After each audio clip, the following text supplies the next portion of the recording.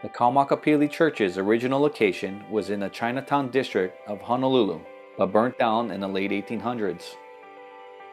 The church was rebuilt in 1910 at this location and dedicated on June 25, 1911. Surface Shield Roofing Company welcomed the challenge of re-roofing the historic church and its impressive 9-story steeple. GAF Sienna in Chateau Gray was a specified shingle for the project and worked beautifully for this architectural icon.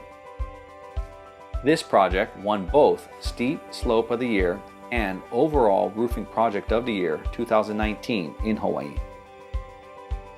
We'd like to thank the Kaumakapili Church and United Pacific Builders for choosing Surface Shield Roofing Company.